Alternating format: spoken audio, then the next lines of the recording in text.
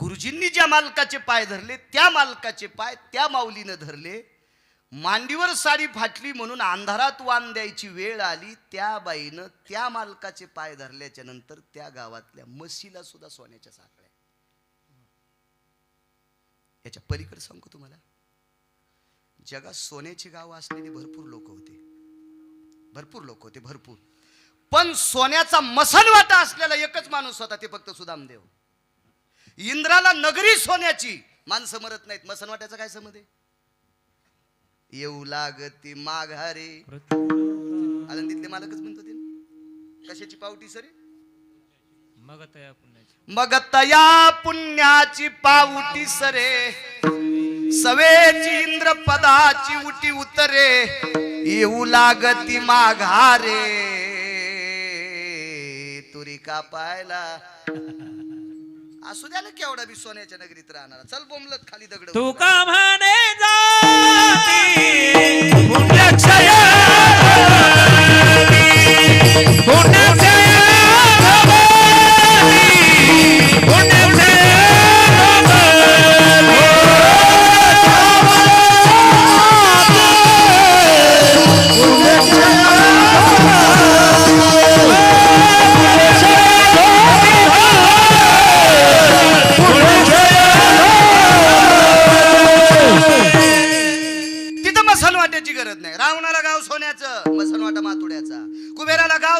मसनवाटा मातुड्याचा. सुदामदेवाला रमेश बाबा गाव बी सोन्याचं, मसनवाटाही सोन्याचा. कोणाची ताकद? फक्त एका बाईची. औषध कोणतं घेतलं? फक्त त्या मालकाचे पाय. नामदेवराय म्हणतात, श्रुती माते त्याचे पाय धरल्याच्या नंतर मसनवाटा सुद्धा सोन्याचा होतोय. चरण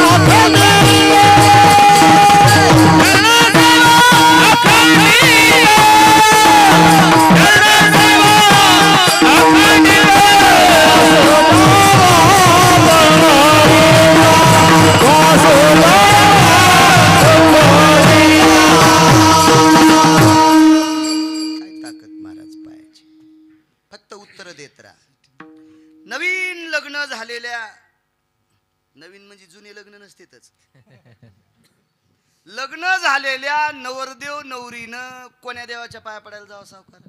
सुरुवातीला कोणाच्या? तो नंतरचा विषय. लग्न लागतानाच कोणाच्या पाया पडायचं? शिवजीच्या नाही, रामप्रभूच्या नाही, पांडुरंगाच्या नाही, जगदंबेच्या नाही, मारुतीरायाच्या. दोन सिद्धांत आहे का?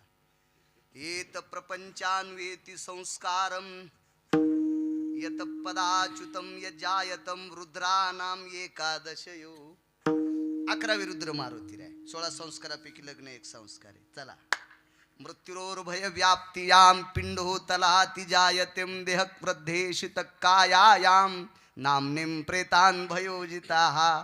याच्यातली आत्मज्योत मालवली की याला रूपांतर कशात म्हणतात? प्रेता. झाला प्रेत रूप शरीराचा भाव लक्षीला ठाव स्मशानीचा. मालक सांगतात हे प्रेत बी घरून उचलल्यावर कोणाच्या दारात टेकते? शिवजीच्या, रामप्रभूच्या, पांडुरंगाच्या? नाही, मारुतीरायाच्या. अधिष्ठितम ग्रामो येश क्रशती भवा. याला ज्याला यश म्हणतात, यश यश गावाला यश ज्याच्यापासून आहे त्याला मारुतीराय म्हणतात, त्याला मारुतीराय म्हणतात. नालायकायचे बुट आणि मूर्खायच्या चपला वाजित वाजित आधी कोणाकडे नेते?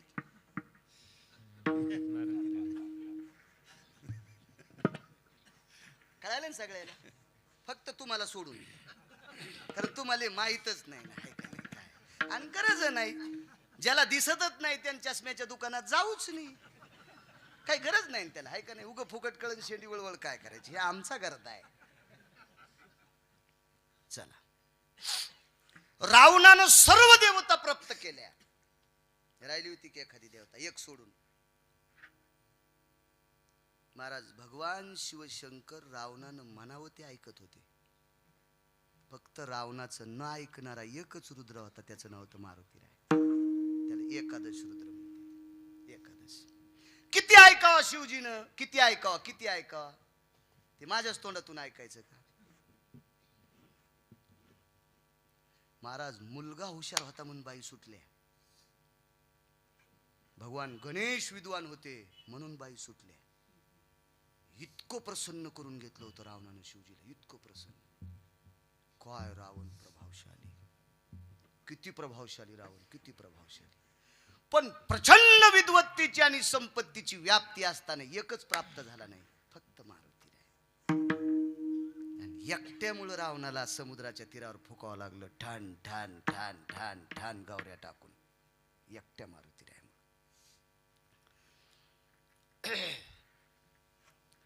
पांडुरंगाची मंदिर महाराष्ट्रात सगळ्या गावात आहेत का प्रसाद भाऊ?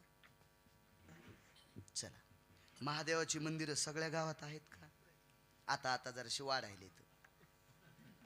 हो, नवऱ्याला जरी नसलं कळत तर बाई म्हणते मांडान महादेव, मांडाना आपल्या बेली खाली. हो, यानं तिचं ऐकून मांडला, अभिषेकाला कव्हाच गेला नाही. हो, कव्हाच गेला नाही, कव्हाच. गडी पाकिस्तानी होता, त्याच्यावर काळी कचरा पडला आणि या गड्यानं पिंडीला टेकन देऊन भाकर हाणली. म्हणजे ही मांडायला लावणारी किती बी नाकली, हे तिचं ऐकणारा बी घंट्या किती बी नाकली. ते घंटीच्या मधला लोलक माहित असतो तुम्हाला, हे लय इडे असते म्हणून म्हशीच्या गळ्यात बांधित असते ढोणे. हे ढोणे असते, हा, म्हशीच्या गळ्यात ढोणे. बा देवता त्या व्यक्तीनं मांडायची, त्याचं संगोपन झालं पाहिजे तर मांडायची, नाहीतर कितीतरी पिढ्या मातीत जात असतात. नालायकपणा करायचा नाही. चिमूटभर पैसे आले मी इथं महादेव मांडला, अरे त्याचं मंदिर कर, त्याला दार कर, त्याची सुरक्षा कर, त्याच्यात अनावश्यक लोक जाता कामा नाही, चुकीचे प्राणी जाता कामा नाही. हे तुझी पिढी मातीत जाईल, कुळानं कुळ तुझे मातीत जातील. चुकीचं काम करायचं नाही, आपल्याला जितकं उचलतंय तितकं उचलायचं. भगवान शिवजीची मंदिरं नसलेली लहानेसर जगात कितीतरी गाव आहेत. पांडुरंगाची मंदिरं नसलेली रमेशबुवा जगात खूप गाव आहेत. रामप्रभूची मंदिरं नसलेली जगात खूप गाव आहेत. पण मारुतीरायाचं मंदिर नसलेले मोजके मला 2-3 सापडले.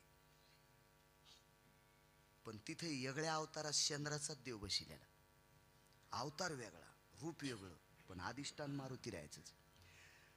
4-2 लोकांना रानात घर बांधलं तर तिथेही मारुतीराय. म्हणजे आपल्या पोरीच्या लग्नात कुठं जावाई पाठवायचा गावात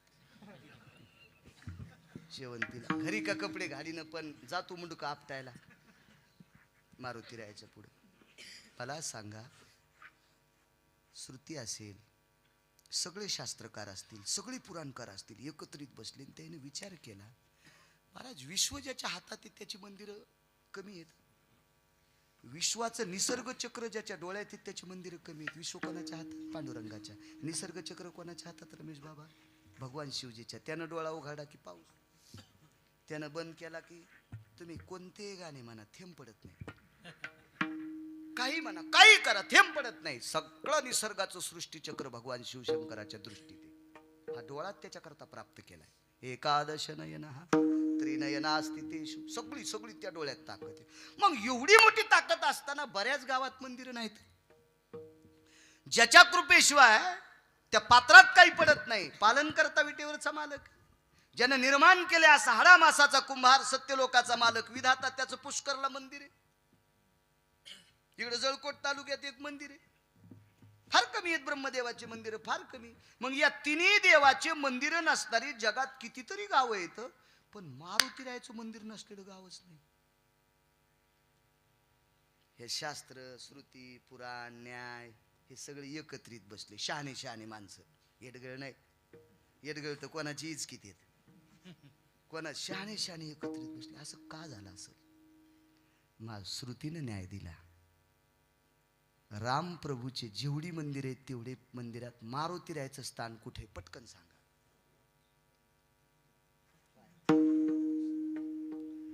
काय प्रभू रामचंद्राकडे सिंहासन नव्हतं मारुतीरायाला द्यायला? बरं दिलं नसतं सावकार मारुत प्रभू रामचंद्रानं, पण ते पठ्ठ्या घेतच नव्हता. ज्या ज्या ठिकाणी रामप्रभूचे मंदिर आहेत, रामप्रभू कोण? विटेवरचे मालक, ते 7व्या अवतारातले भगवान विष्णू परमात्मा. मग मारुतीरायानं श्रुतीनं न्याय दिला. विश्वात ज्या मारुतीरायाची एवढी मोठी पूजा केली जाते, ते मारुतीराय ब्रह्मांडाच्या मालकाच्या पायाजवळ बसले. म्हणजे पायाजवळ बसलेल्या मारुतीरायाला विश्वात पूज्यतेचं स्थान प्राप्त होते. नामदेवराय म्हणले, श्रुती माते हा न्याय तुझाच आहे. ज्या 11व्या रुद्रानं विश्वाच्या मालकाच्या पायाजवळ आश्रम मागितला, तो ते मारुतीराय इतके मोठे होतात, ही फक्त त्याच्या पायाची ताकद आहे. चरण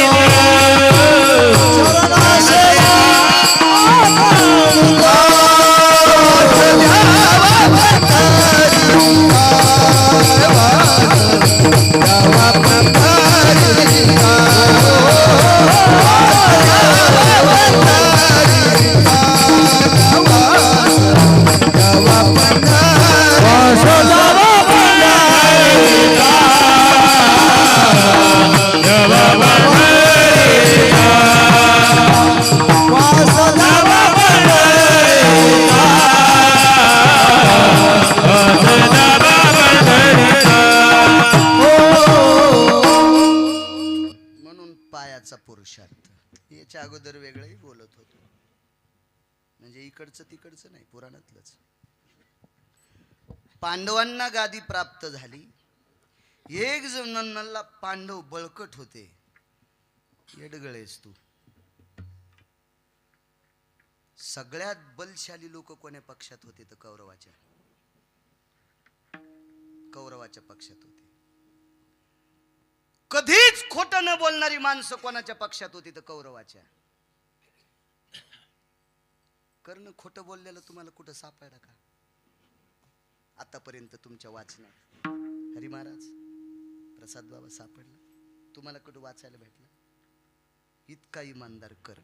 चला, या कर्णाला मारण्यासाठी पंढरपुरातल्या मालकाला 19 पैकी 3 पाप करावं लागले. पाप 3. चला, चौथा वेगळा अधिकार सांगतो, वेगळा. या कर्णाला मारण्यासाठी पंढरपुरातला मालक जगाला श्रीमंत करण्याची, जगाला भिकारी करण्याची ताकद ज्याच्यात आहे, तो भिकारी होऊन कर्णाच्या दारात. याच कंभयू कवचाधित कुंडलायाम. भिकारी या रूपामध्ये कवच आणि कुंडल कर्णाला मागितले. कर्ण किती श्रेष्ठ.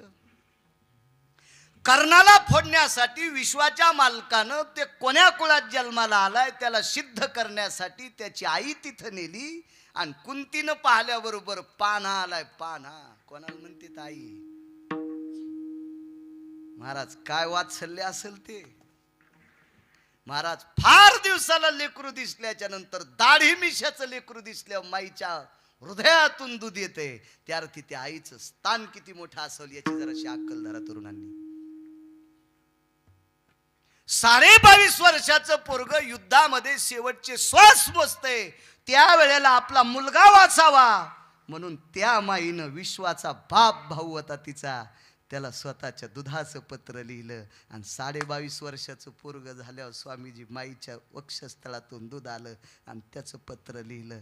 जगदानंद कंद जगतपते द्वारकाधीश कृष्ण परमात्मा. दिवाळी पंचमीची साडी चोळी नाही दिलीस तरी हरकत नाही रे, पण आमच्या कुलाचा वंश अभिमन्यू जिवंत ठेव. वक्षस्थळातल्या दुधाची धार हे माईचं स्थान आहे, इतकं मोठं स्थान. ती आई आली, शपक पुरावा कर्ण तू पांडवरे पहिला. शपक शपक नाही पदराने झाकीला, गंगे भितरी सोडून देला. कर्ण तो पांडवरे पहिला, किंवा दुर्वासाच्या कृपादाने 5 मंत्र दिधले त्याने. नंतर इचकायचं नाही, पण गाणे म्हणणाऱ्यापेक्षा चांगले आहे ना. अभंग जरी असेल तरी शपक असू द्या, पण महाराज अभंग आहे ना, शपक असू द्या, गाणे म्हणण्यापेक्षा चांगले आहे ना. कर्ण तो पांडवरे पहिला, सांग त्याला फोडायला, सांग त्याला फोडायला. कुंतीने सांगितलं, कर्ण तुला तुझ्या भावाच्या बाजूने लढावं लागते. आई माझे भाऊ कोण? मी तुझी आई आहे, मी क्षत्रियातला. वा, भगवंताचे पाय धरले, प्रभू मला कुळ दाखवून दिलंस. वा, किती छान गोष्ट आहे. देव म्हणला इतकं गोड बोलत मग कसं ऐकत नाही. चल ना पांडवाकून. अद्याप नाही. सत्य बोले मुखे दुखवे आणि काच्या दुखे, हीच विष्णूची महापूजा अनुभव नाही दुजा. खरं बोलणारा माणूस त्या नाही देवाकडे गेला तरी त्याला विष्णूची पूजा केल्याचं पुण्य प्राप्त. पण खरं किती आमिष दाखिले असतील हरिभाऊ कर्णाला. देवानं कर्णाला सांगितलं, तू जर पांडवाच्या पक्षात आला तर कौरव मरते, तुला गादीवर बसील, धर्मछत्री धरील. लय नाटको, लय नाटको. कोणी तुला गन लाईन, कोणी तुझ्या चपला सांभाळीन, कोणी तुझे पाय धुईन, कोणी तुला वारं घालीन, असं सगळं सांगितलं. तरी पठ्या ऐकायला तर नंतर सांगितलं वैकुंठात देऊन टाकतो. लय मोठं लांबलचक घराणं आहे ते. एवढा मोठा कर्ण. काय त्या कर्णाची व्याप्ती. आईला सांगितलं, आई माफ कर, मी जरी तुझ्याकडे नाही आलो तरी तुझे 5 जिवंत राहतील. वास कुठं पाहिजे याच्यावर सांगते, तुझे 5 जिवंत राहतील. पण एक लक्षात ठेव, त्या 5 पैकी एकाला मारणार, फक्त अर्जुनाला. एकदा सहदेव कर्णाच्या अंगावर गेले. सहदेवाला कर्णाने मारणं म्हणजे एखादं छोटंसं टमाटा असतं का बारका, आपण त्याला गावरान शेतकरी त्याला भेदरी टमाटे म्हणते, ते बाजारात येत नाहीत, असे बारके बारके. ढकणे साहेब ते टमाटर दाबायला किती ताकद लागते, तितकी सुद्धा ताकद कर्णाला नकुल आणि सहदेव मारायला लागत नव्हती. पण नाही शस्त्र, इतका अपमान केला. तू बुजदिल आहेस, तू नालायक आहेस, तुला युद्ध करण्याची लायकी नाही, तुला अक्कल नाही, हे तू तिकडच पाहिजेस. वाजोनिया कडी भरवावे उदर. कडी कशात वाजित येत नाहीत का तुम्हाला? तमाशात.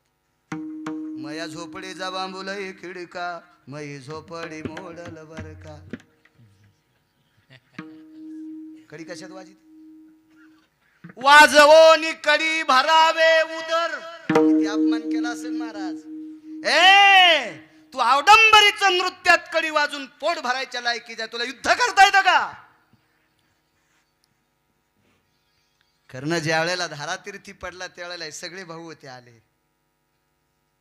पाहिलं आणि सांगितलं, नकुला सहदेवा, आपल्या आईला वचन दिलं तरी मी तुम्हाला मारणार नाही, याच्याकरता मी तुम्हाला मारलं नाही, मला मारण्याची ताकद तुमच्यात होती.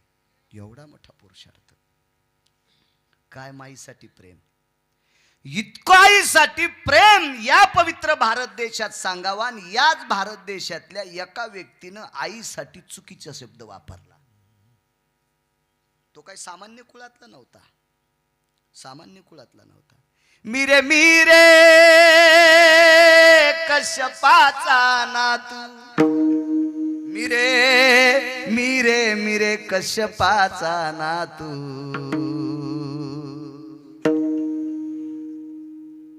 एकाचं नाव सांगतोय, जटायु नामे विख्यात, मिरे मिरे कश्यपाचा नातू, जटायु नामे विख्यात. या सृष्टीचं फार मोठं आधारसूत्र ज्या कश्यपापासून आहे त्यांचा नातू.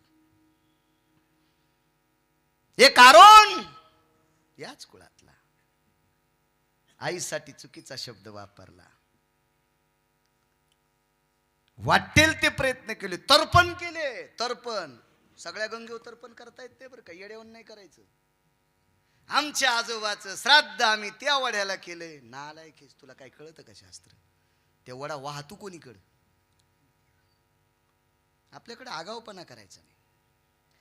मीठ पदार्थातला वाईट पदार्थ आहे का? मीठ हा राजा पदार्थ आहे. मिठाशिवाय पदार्थ खावा वाटतो का? पण या मिठानं भरलेला हात जर दुधाला लागलं तर दूध राहतं का सावकार? राहतं का दूध? नाही. मग चुकता कामा नाही.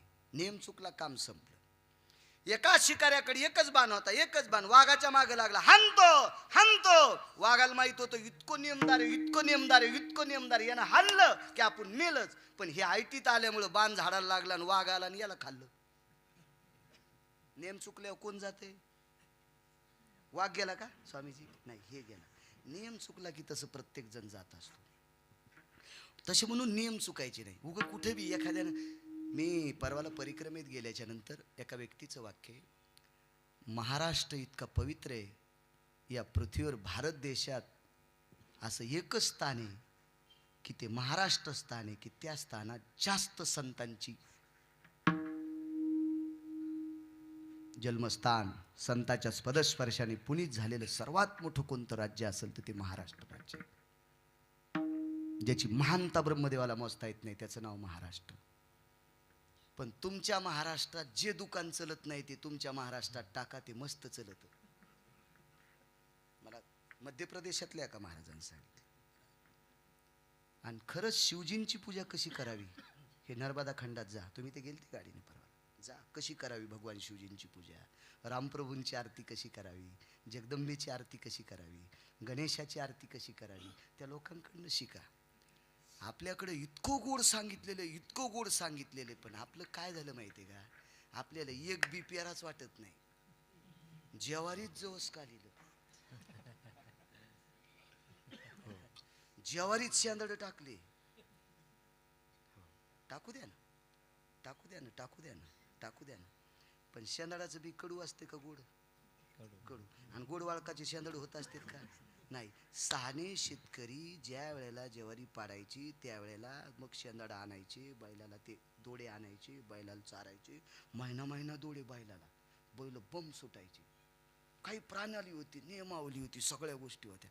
आपला काही बी बाखळाचा कोणते नियम आपले मिसळूनच, त्याच्यामुळे आपल्याला पुण्यच नाही, आपल्याकडे पुण्यच नाही.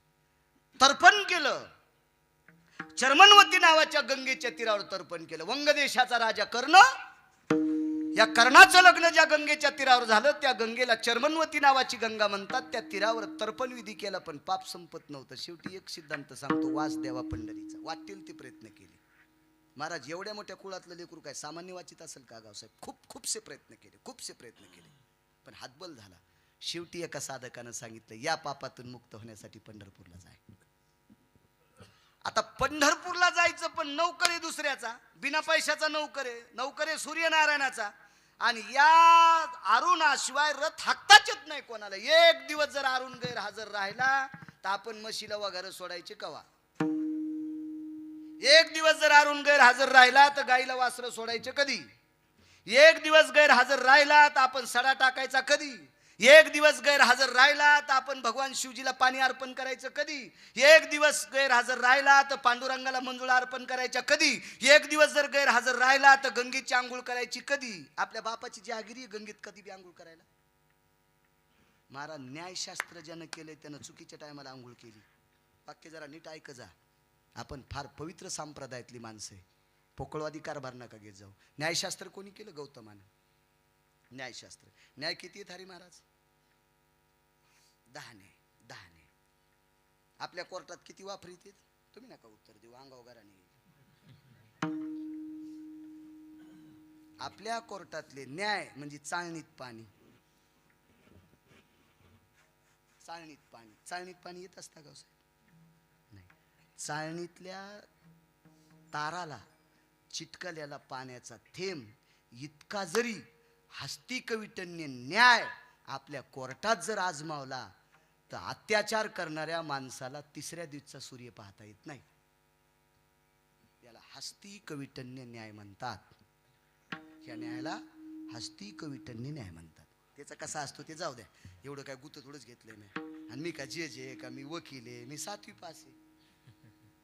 कशाला जिला पिठल्यातले गोळे फुटणं तिनं बासुंदीच्या कशाला नादी लागायचं आहे का नाही?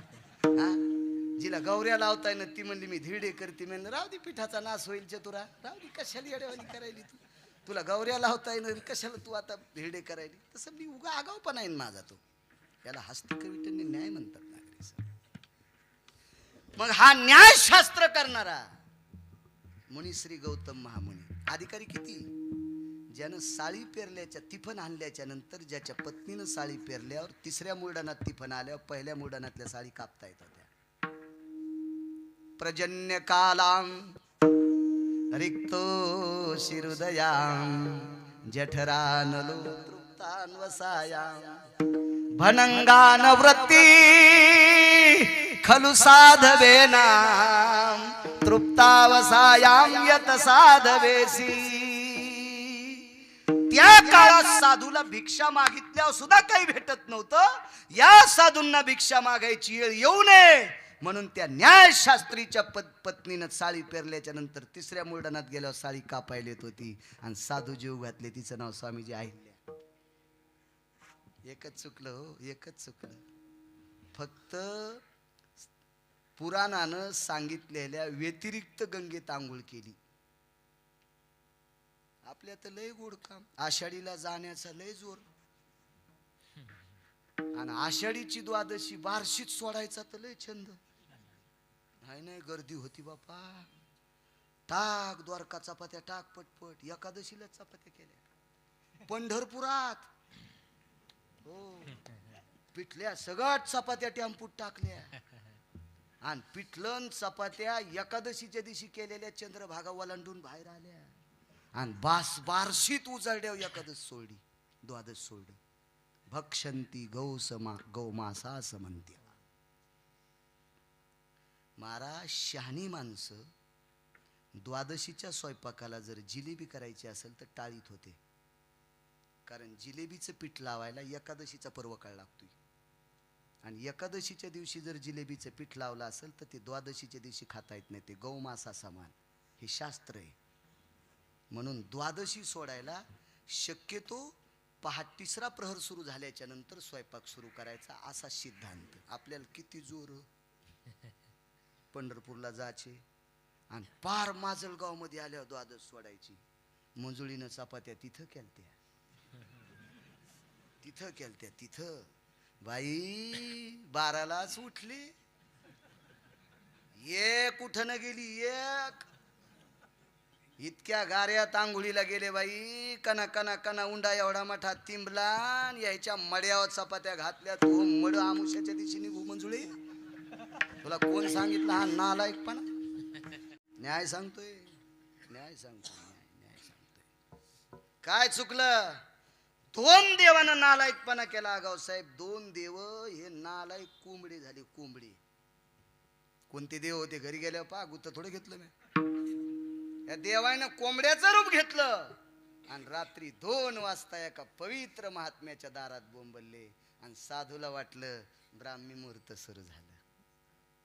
टाकणे साहेब साधू आंघोळीला गेला आणि आंघोळीला गेल्याच्या नंतर आई साहेबांना शाप दिला, अरे माझा निद्रा काळे, माझा निद्रा काळे रे, माझ्या निद्रा कालेत तो माझा का भंग केलास. पतिव्रता स्त्रीला बाटण्याचा योग येईल. अहिल्या बाटली. आम्ही परिक्रमेत चाललो, आम्हाला उशीर झाला. त्यांनी सांगितलं 7च्या नंतर 6:30च्या नंतर तुमच्या सोबत एक पूजेची पोटली, त्याच्यात नर्मदा मैयेचं जेल आहे, तुम्ही 7च्या नंतर प्रवास करायचा नाही. त्याला हात जोडले, दादा आम्हाला थांबू देताल का? 6.5 कोटीची राईस मिल, तांदूळ तयार करायची फॅक्टरी, त्याला हात जोडे. आम्हाला सुद्धा चला वाटत नाही, पण मुक्काम कुठं करावं. त्यानं 6.5 कोटीच्या कंपनीत आम्हाला 4 जणांना आसरा दिला. मी त्याला विचारलं, तुम्ही आसरा का दिला? त्यानं सांगितलं, माझ्या इथं मूल्यवान वस्तू पडलेल्या आहेत, तुम्ही अनभिज्ञ माणसं आहेत, तुमचं मी आधार कार्ड पाहिलेलं नाही, पण आमच्या या नर्मदा खंडामध्ये असा सिद्धांत आहे, 7च्या नंतर मैयेचं चल घेऊन प्रवास करणं हे निषेध आहे. माझ्यासारख्याकडे जागा असताना जर तुम्हाला दिली नसेल तर त्याचं पाप मला लागते. याला म्हणतात वागणं. काय नियम सांभाळीत असतील, किती नियम सांभाळीत असतील. अमरकंटकच्या अलीकडे एक छोटंसं जंगल आहे. त्या जंगलामध्ये आदिवाशांचं वास्तव्य आहे. आम्ही तिथे आलो. नियम सांगतो, एक नियम चुकला फक्त, वास द्यावा पंढरीचा. टाइम झाला का आपला? नाही होय, म्हणजे काल्या पुस्तूर सुरू ठेवायचं पाहायचं. आम्ही तिथे आल्याच्या नंतर आमच्या सोबत एक पुण्याची व्यक्ती होती, एक नेवाशाचे होते, आमच्या इथले रणजितराव, आम्ही 4 जण होतो आणि 3 माणसं आम्हाला पुन्हा भेटले. त्या गावात दिवस माळाला आणि तिथल्याला विचारलं, आम्हाला विश्रांती पाहिजे म्हणे. इथे फक्त शाळा आहे, ते हिंदी भाषित होता. इथे एक शाळा आहे आणि त्या शाळेमध्ये थांबायला काही हरकत नाही, पण त्याच्या चाव्या गुरुजी घेऊन जातात. इथून 9 किलोमीटरवर गाव आहे, त्या गुरुजीकडे चाव्या असतात. आमच्या इथं थांबायची व्यवस्था नाही. मग आता असं गाव भेटल्याच्या नंतर प्रवासी सरपंचाकडे जात असते सावकार तिथल्या. मग त्या 2 गाई 2 बैल असे पांढऱ्या रंगाचे घेऊन जात असताना त्याला तोडक्या मोडक्या हिंदी भाषेत मी बोलत होतो. इथली सरपंच त्यानं सांगितलं, ते व्यसनी आहेत, ते मद्यपान करणारे आहेत आणि त्यांच्याकडे तुम्ही थांबू शकत नाही. चलता चलता त्यानं बैलाला असा हात उगारता उगारता त्याचं ते फाटकं तुटकं शर्ट बाजूला सरकलं, त्याच्या गळ्यातली तुळशीची कंठी दिसली. आमच्या सोबतच्या 6 लोकांना सांगितलं, आपली थांबण्याची व्यवस्था झाली. ते म्हणले, काय बोलता, ज्या गावातला सरपंच दुपारपासून पितोय त्या गावातला गाई वळणारा कसा थांबू देईल? मला खात्री होती ज्याच्या गळ्यात तुळशीची माळ आहे ते आपल्याला रात्रभर झोपू देईल. आणि मग आम्ही त्याच्यासोबत 20-25 मिनिटं चालत चालत जवळ आल्याच्या नंतर त्याला एकच विचारलं, हिंदी भाषेत बोलत होतं, दादा आम्हाला थांबायला मिळेल का हो काही? तिकडं बाबा आणि महाराज फार आदरयुक्त बोलतात बरं का, मध्य प्रदेशातले लोक. आइये प्रभू इतकं बोलतात बरं. मला असं वाटतंय आपल्या महाराष्ट्रातल्या बायकांनी नवऱ्याला जर प्रभू म्हणलं ना, तर अशी कोणी बाई असली ना, तिच्या मी चपला सगळं पाय पडत मन जाईन. नवऱ्याला प्रभू माय मन जाईन. हा, महाराजाच्या पाया पडती, नवऱ्याला बोट मोडून शराब देती, पाऊस बंद होईल बाई तुझ्या भागात त्या. विनोद नाही माझ्या माईनो, नालायकाच्या नादी लागू नका, मूर्खायचं ऐकू नका. आपल्या पतीसारखा जगात देव दुसरा कुठला मोठा नाही. ऐका येड्या बाळायचं, ह्या देवाला जाईन, त्याला जाईन, याला जाईन. आमच्याकडे नाही, ह्यांनी सटवाईला बोकड्या कापला आणि माझ्या भाचीला मुलगाच झाला. तुझ्या नवऱ्याला कापायला पाहिजे होतं, तुझ्या भाशीला 11 पोरं झाले असते. हो, उभा कापायला पाहिजे होता तुझा नवरा, उभा. हो, आणि सटवाईला मुंडक्याकून खाऊ घालायला. सेंदरी हेंदरी रेवते. आम्ही मग विश्रांती करता गेलो, पण घरात हवा येत होती. त्यांनी शेकोटी तिकडे आहे मध्य प्रदेशमध्ये, कोट्याधीश लोक सुद्धा शेकोटी करतात, परंपरा आहे, आदर आहे त्यांच्याकडे. खाण्याची पंचायत. हे 6ला 6 म्हणले झोपा कशा येत्यान. त्याला म्हणलं आम्हाला पीठ भेटन का. ते म्हणलं गिरणीवाल्याकडे इकत भेटन. त्याच्याकडे गेलो तर काहीच नाही. शेवटी त्याची बायको म्हणे आपल्याला राशनचे गहू 9 किलो आलते, त्याच्यातले 4 किलो दळले, यायला 2 किलो इकत द्या.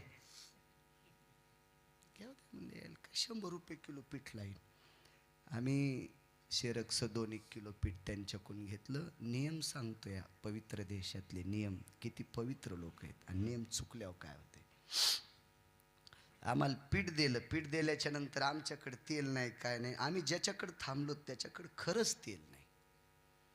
कणिक मळली. आमच्या सोबतचे म्हणले चपात्या करायच्या असतील तर तेल नाही, बाकी करता काय.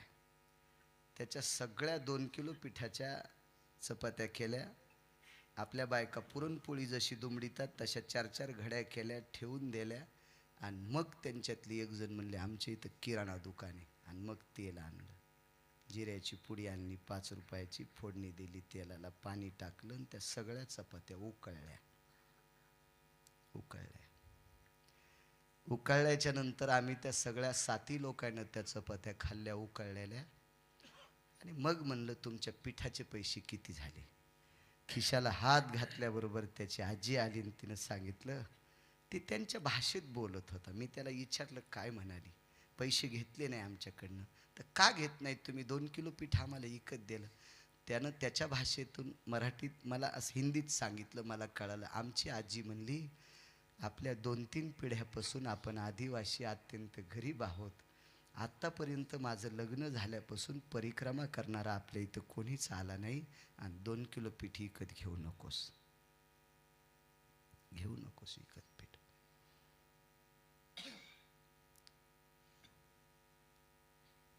आम्ही त्याच्या मुलीचं दर्शन घेतलं. त्या 6 लोकांनी फुलाची पाकळी दिली. मला तर बरंच होतं, तुमचेच पैसे होते माझ्याजवळ, मी जरा बरे दिले. माणसाच्या डोळ्यातून पाणी आलं. त्यानं मी सांगितलं तू एवढूशा पैशासाठी रडतो कशाला. ते म्हणला मुलगी 11वीला आहे आणि 15 दिवस झालं बिघाड्याला मोबाईल दुरुस्त करायला पैसे नाहीत.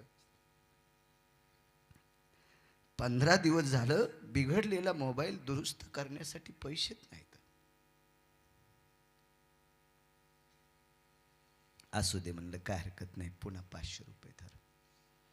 त्या दिवशी गळ्यातल्या माळीला हात लावला आणि सांगितला या गावामध्ये मी जसा शेतकरी झालो तसं मला 10-15 क्विंटल फक्त तांदूळ होते. नुसते भात शिजून खाणारी माणसं मिठासोबत. मीठ पण असं पांढरं शुभ्र भेटायचं नाही. माळीवर हात ठेवला रमेश बाबा. त्यानं आता इथून पुढे गावात येणारा परिक्रमावासी मी उपाशी जाऊ देणार नाही. काय नियमाची प्रणाली, किती मोठी नियमाची प्रणाली. आम्ही अमरकंटकमध्ये पोचून पुढे खाली सक्रिया नावाच्या गावात आल्याच्या नंतर त्याचा फोन आला. मोठी एक समिती आमच्याकडे आली. त्या समितीनं आमच्याकडे 10 क्विंटल तांदूळ, 2 क्विंटल गव्हाचं पीठ आणि पूर्ण शिधा सामग्री आणून दिली. आणि चांगल्या प्रतीच्या लाकडाचा एक मंडप, त्याला चांगल्या प्रतीचा कपडा लावून 50 गाद्या माझ्याकडे सगळी व्यवस्था करून दिली. नियम गोड वागणाऱ्या माणसाला किती उंच नेऊन घातलं. गावातले भलाढ्य लोकांकडे ती सेवा नाही. ती चांगलं केल्याच्या नंतर नियम थोडासा चुकला. न्यायशास्त्रीच्या पत्नीला कलंकित व्हावं लागलं. न्यायशास्त्रीच्या इतका आईला वाईट बोलले, नियम चुकला. सांगितलं जा पंढरपूरला. पंढरपूरला जाण्यासाठी देह मानवी लागतो. मालकाला सांगितलं मालक आयुष्यभर तुमचं काम केलंय, या कामाच्या बदल्यात काय देताल, मागताल ते देऊन टाकील. सूर्यानं सांगितलं माग मला मानवी शरीर द्या, पण पंख अर्धे हात पाय अर्धे होते. माणूस हो म्हणल्याबरोबर बिना हातापायाचा माणूस झाला. त्या माणसाचं नाव श्री गुरु कुर्मदास. त्या माणसाचं नाव श्री गुरु कुर्मदास. लवळला समाधी आहे कुर्मदासांची, अरुणाचा अवतार. मग गरुड अरुणाचे भाऊ कुर्मदास लोटांगण घेत घेत पंढरपूरला चालले. गरुडानं वरी पंखाची सावली धरली. अरुणानं बोभावले गरुडा ए दादा खाली ये. वर्ण सावली पडत नाही का अरुणा. नाही रे दादा, अरे तू सावली धरायची गरज नाही. ज्या माझ्या मालकाच्या प्रकाशानं जे गवत जळून गेलंय त्या मालकाचा प्रकाश माझ्यासाठी शीतल झाला आणि पृथ्वी थंड आहे. देवाला विनंती केली, माझा भाऊ इतका प्रयत्न करतो, प्रभू आणा ना त्याला, आणा ना, आणा ना. भगवान म्हणतात काही काळजी करू नकोस गरुडा, आणायचं नाही, मीच तिथं जातो. भगवान तिथं आले, मांडीवर घेतलं कुर्मदासाला. फक्त मला सांगायचं नामदेवराय पंढरीत जागा का मागतात. आणि मग कुर्मदासानी देवाला विचारलं, देवा इथपर्यंत आलात, मी तुमच्या मांडीवर प्राण सोडणारे सगळं झालं, पण मी एका पाप फेडण्यासाठी इथपर्यंत आलो. माझ्या आईला मी वाईट बोललो होतो, नाना प्रकारचे तर्पण केले, पण त्या पापातून मुक्त नाही. हे पाप संपलं का? विटेवरच्या मालकाच्या डोळ्यातून पाणी आलं आणि कुर्मदासाच्या तोंडावरून हात फिरिला. दादा, ज्या दिवशी पंढरपूरला जाईन म्हणलास का, ज्या दिवशी सूर्यनारायणाला पंढरपूरला जाचं म्हणलास का, त्याच दिवशी पाप संपलतं, त्याच दिवशी पाप संपलतं. महाराज जगाला प्रकाश देणाऱ्या सूर्याचे सारथी अरुण यांच्याकडचा एक मातोश्रीचा कलंक काही केल्यानं धुतल्या जात नव्हता. ते फक्त पंढरपूरचा रस्ता धरल्यावर ते कलंक धुतो. म्हणून वास द्यावा पंढरीचा,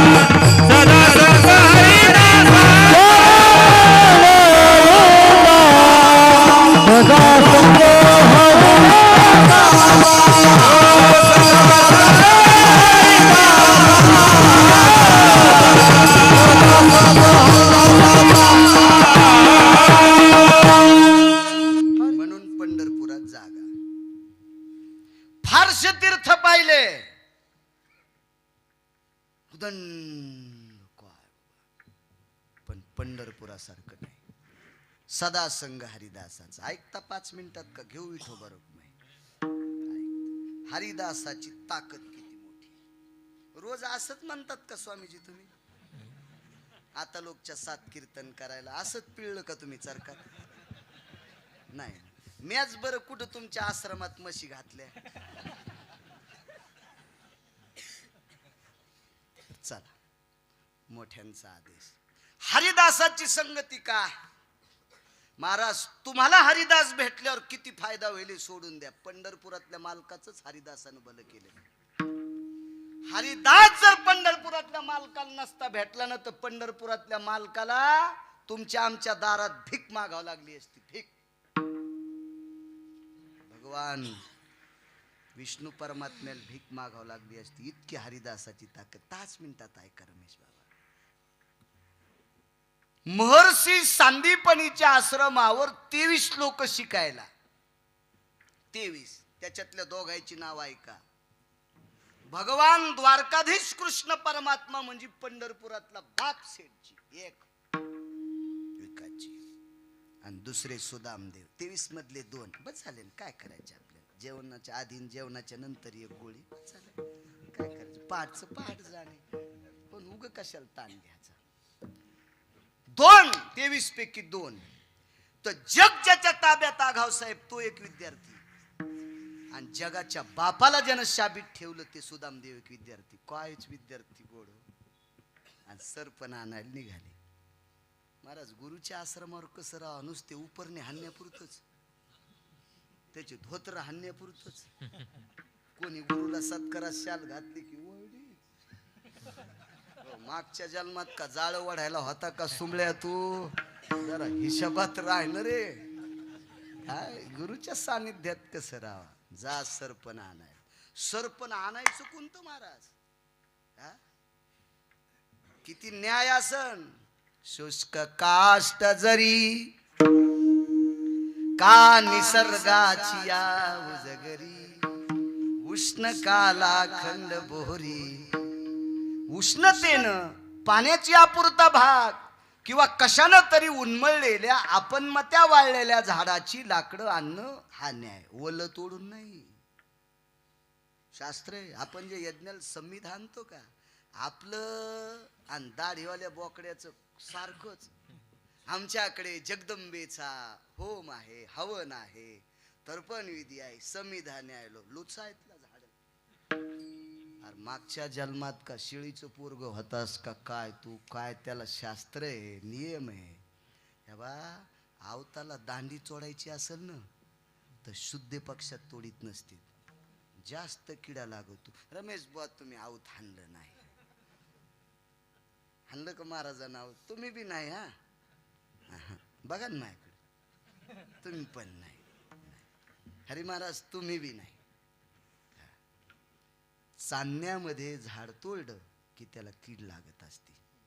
म्हणून आपल्याकडे वद्य पक्षात शहाणी शेतकरी. वाक्य नीट आहे का? शहाणी. गाठीचं येटण घेऊन फिरणारा सुंबळ्या त्याला काय कळत असतं कवा काय तोडावं कधी काय तोडावं. शास्त्र आहे त्याच्या पाठीमागे. कधी काय तोडायचं नसतं. शेतकऱ्यांना अपराह्न काल जपायचा असतो. अपराह्न कालामध्ये पेरणीचा सुयोग वगैरे त्याचे मूर्त असतात. सगळ्या गोष्टी असतात. दिवसाकाठी 200-200 रुपयाचे घुटके थोत्रात घालतो पण 40 रुपयाचं पंचांग घेता येत नाही. ही मोठी शोकांतिक आहे. आता हे तंबाखूच्या बाबतीत मी बोलणं बंद करायलो. आता 90% आपली महाराष्ट्रातली लोक परिक्रमेला जाते. ओंकारेश्वरून परिक्रमा उचलली, रत्नासागरला आलो तर आपण त्याला रेवासागर म्हणतो. तिथून मग नावेचा 2.5 तासाचा प्रवास. तर कोणी लोकांना समुद्राला सोडायला नारळ घेतलं, कोणी उपरणं घेतलं. म्हणजे समुद्राला आहेर करायचा, त्याचा जावायचे समुद्र आणि यायचा आहेर घेत असतोय समुद्र. हा कोणी उपरणं घेतलं, कोणी म्हणले हो ते सगळं ते काय काय घ्यायचं अजून पुन्हा काही सांगा. हो सगळा बाखळा घेतला. मी काय नाही घेतलं. मध्य भागात आल्याच्या नंतर कोणी नारळ सोडायलंय, कोणी उपरणं सोडायलंय, कोणी जानवं सोडलं, कोणी चुनरी सोडली म्हणजे नर्मदा मैयाला. आणि याच सोडणार आहे ना त्या समुद्रात तंबाखू खाऊन थुकले. पावन यांना नर्मदा, पावन यांना समुद्र. महाराज ज्या माणसाने ज्या हातानं नारळ सोडला त्याच हातानं तंबाखू चोळून थुत्रातून चघळून ती तंबाखू समुद्रात थुकली. नावाडी कसा माझा थुकू देईल? माझ्यापाशी बसले मी कसा थुकू देईल? ह्या लोकांना किती बाऱ्या नर्मदेत यांना पुरलं तरी मोक्ष नाही. नियम फार विचित्र. आपल्या नियमात वागलं पाहिजे. नियमात वागावं. काय काही नियम. सकाळीच बाई 3लाच उठते, भगवान शिवजीला पारिजातकाचे फुलं वाहते बाई. झाड दुसरीनं लावलं, पाणी तिनं घातलं आणि ही मेंढीचा अवतार सकाळीच गेली झाड तोडायला. सकाळीच तुमच्या झाडात झाड लावा ना दारात जिजी बाई. ते पाला पाचोळा झाडण्यासाठी माझी कंबर वाकत नाही. येल्डिंग झाली तुझ्या कंबराला येल्डिंग. ह्या दारात झाड लावित नाही, पाला पाचोळा झाडायचा कटाळा येतील, दुसऱ्याची फुलं चोर येतील. चोर सोसायटीचे अध्यक्ष. मूर्खपणा आहे. विनोद नका मान. हे चुकीचे काम आहेत. अशी चुकीचे. चला जाऊ द्या. काय सांगू लागलो? सरपण आणायला गेले इथपर्यंत झालं. सरपण आणण्यासाठी जगाचा बाप आणि एक वारकरी दोघ जण निघाले. महाराज संगत हरिदासाची का करायची? किती मोठा फायदा आहे हरिदासाचा. इतकंच आहे का? सदा संग हरिदासाचा. निघाल्याच्या नंतर तेवढ्यात एक महात्मा आले. भिक्षा देहि मा.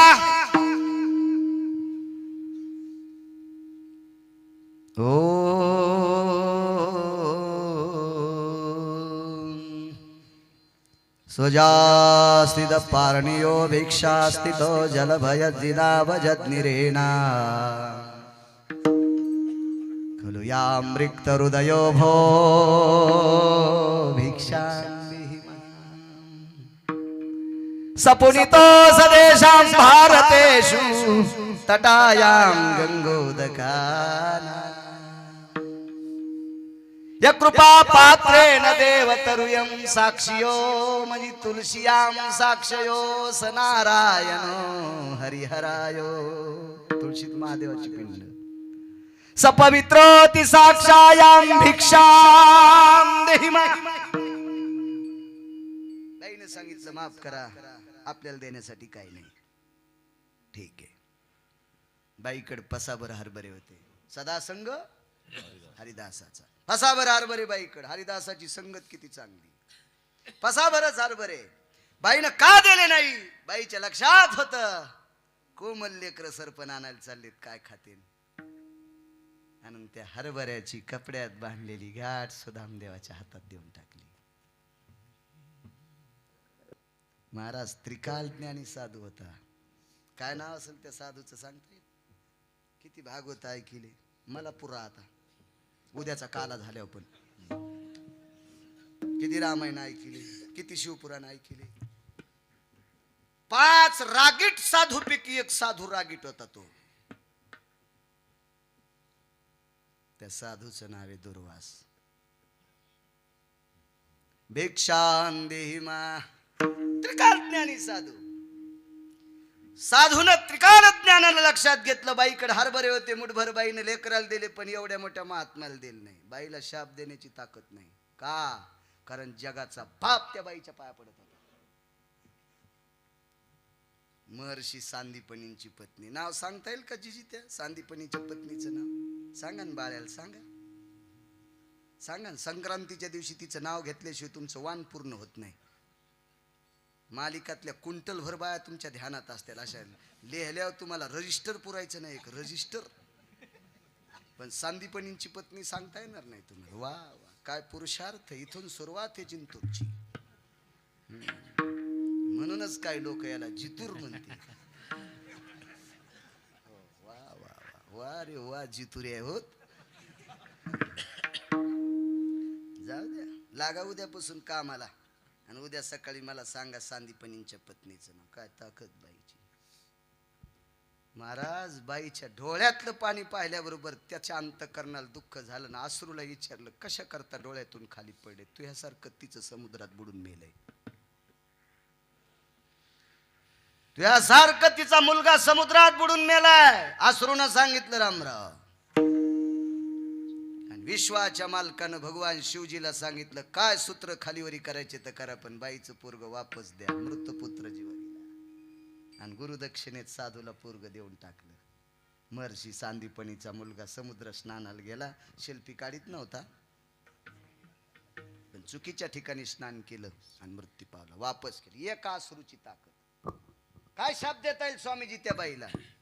पण साधू शीघ्र कोपी रागीट साधू आहे. साधूनं एक शाप दिला.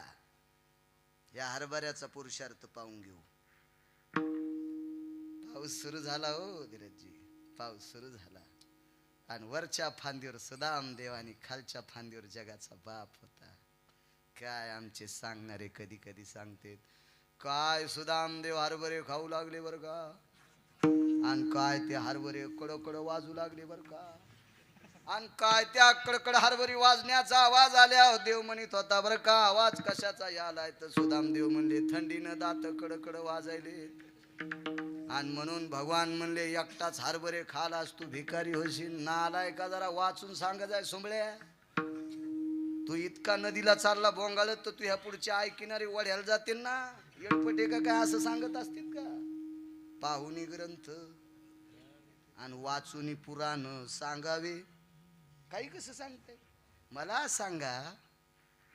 विश्वाचा बाप ज्याचा मित्र आहे तो सुदामदेवाला भिकारी करील का. रमेश बाबा कसं करील. मूर्खपणा आहे. ऐका कारण ऐका. आणि ज्या सुदामदेवाचं देवावर किती प्रेम ते सुदामदेव चोरून हरभरे खातील का. किती प्रेम आहे का. पुढं हरभरे खाऊन टाकले. 23 पैकी एक मित्र सोबत होता. प्रत्येक हरभऱ्याला रमेश बाबा डोळ्यातून शिप शिप पाणी पडत होतं.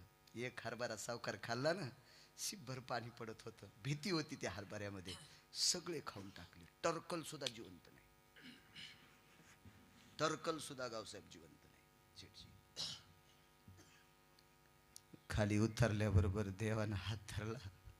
मित्रा, चनी तू एकट्याने खाल्लेस, कडकडाटून मिठी मारली. आपल्या 23 पैकी एक बी भिकारी होता कामा नये. आपल्या 23 पैकी एक बी भिकारी होता कामा नये. देवाने विचारलं, काय कन्हैया तुला माहिती आहे ना रे?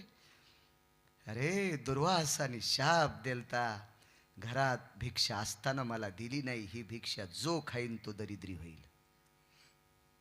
ही भिक्षा जो खाईल तो दरिद्री होईल. कोणाला माहित होतं? सुदाम देवाला. आपल्याला जर माहित असलं शेठजी हा पदार्थ खाल्ल्यावर आपण भिकारी होतं, खाऊ का? पण सुदाम देवानं देवाला सांगितलं, देवा माझं तुझ्यावर इतकं प्रेम आहे रे, माझं इतकं प्रेम आहे. मी जिवंत असताना माझा मित्र भिकारी होता कामा नये आणि माझ्या मित्राच्या पदरात भिकार पण पडू नये कोण्याच, याच्याकरता मी भिकारी झालो तरी हरकत नाही. चनी खाल्ली. याच्याकरता सुदाम देवाला दारिद्र्य आलं. याच्याकरता सुदाम देवाला दारिद्र्य. मगाशी बोलून गेलो, महाराज सुदामदेव हरीचे दास आहेत, हरीचे दास आहेत. महाराज यमाला वाटेल ते बोलूनही पोरग वाचत नव्हतं. या सुदामदेवाच्या संगतीत वंशाचा कुलदीपक वाचला. महाराज या पवित्र हरिदासाच्या संगतीत देवाचा कुलदीपक आज दिवा लावण्यासाठी जिवंत राहतो. ही हरिदासाची संगती म्हणून सदा संग हरिदासाचा. विठोबा रखुमाई.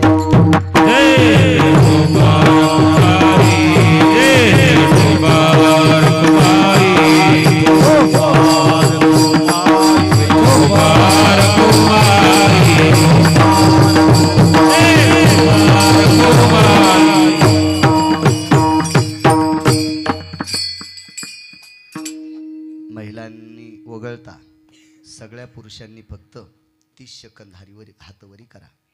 आणि तुमच्या मनानं करायचे असतील महिलांना कानापुरते तर करू शकता, कारण कुठल्याही स्त्रीनं डोक्याच्या वरी हातवरी करायचे नसते. हा श्रुतीशास्त्राचा सिद्धांत आहे. नाचणं तर मुळीच नाही.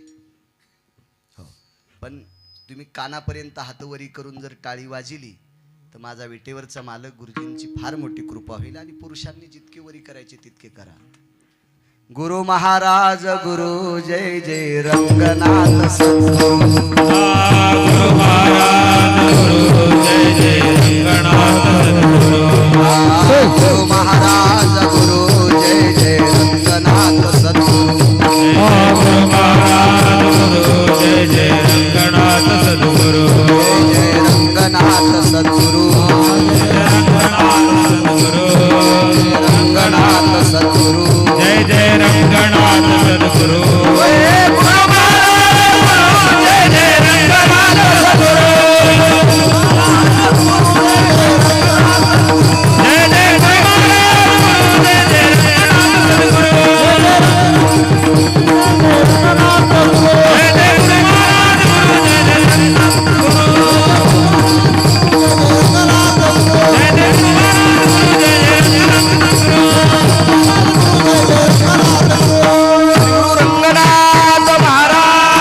जय जय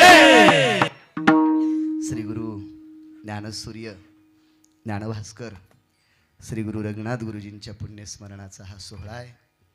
आजची जागराचा कीर्तन करण्याचा मला योग आला. मी गेल्या वर्षी संतपर अभंग घेतला होता.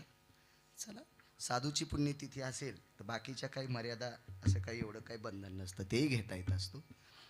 यावर्षी आपल्या वारकरी संप्रदायाच्या नियमानुसार मागणीपर अभंग घेतला. आदरणीय उद्योग क्षेत्रातील दाना मार्केटमधील, ज्याला आपण आडत दुकान म्हणतो पण त्याला खरं नाव